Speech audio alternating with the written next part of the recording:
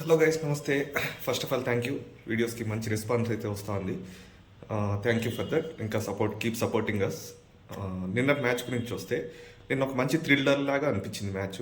అంటే మనం high scoring 200+ చూడడం కంటే, లో స్కోరింగ్ మ్యాచ్లు చూడడం కంటే, ఈ మీడియం రేంజ్లో ఉంటాయి చూడండి, ఈ 150, 160, 170 ఈ రేంజ్లో మ్యాచ్ ఎప్పుడు ఏం జరుగుతుందో కూడా తెలియదు అనే సిచ్యువేషన్లో ఇలాంటి మ్యాచ్లు ఉంటాయన్నమాట. సో నిన్న కూడా అదే జరిగింది. అప్ టు శ్రేయస్ అయ్యర్ ఉన్నంత వరకు, కూపర్ కనోలీ, శ్రేయస్ అయ్యర్ ఆడినంత వరకు వాళ్ళు మంచి ఇదిలో ఉన్నారు. ఎప్పుడైతే శ్రేయస్ అయ్యర్ కొంచెం దెబ్బ తగిలి కొంచెం ఒక లిటిల్ ఫేస్ గ్యాప్ వచ్చిందో మ్యాచ్లో, సో అప్పుడు వాళ్ళ మొమెంటం కొంచెం డౌన్ అయిందనమాట. సో ఆ మొమెంటం డౌన్ అయినప్పుడు శుభ్మన్ గిల్ అక్కడ కెప్టెన్సీ స్కిల్స్ చూపించాడు. సో బ్యాట్స్మెన్కి ఈజీ అవ్వకుండా త్వరగా 3 వికెట్లు పడిపోయాయి అనమాట.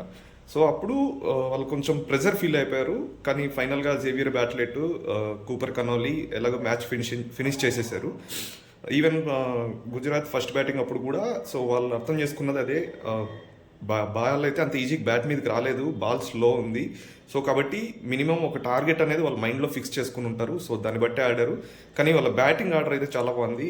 Sai Sudharsan, Shubman Gill, Jos Buttler, Glenn Phillips, so ఇలాంటి విధ్వంసక బ్యాట్స్మెన్లు వాళ్ళ టీంలో ఉన్నప్పుడు, సో ఇది స్లో పిచ్ కాబట్టి సరిపోయింది, బాల్ స్లో వచ్చింది కాబట్టి సరిపోయింది.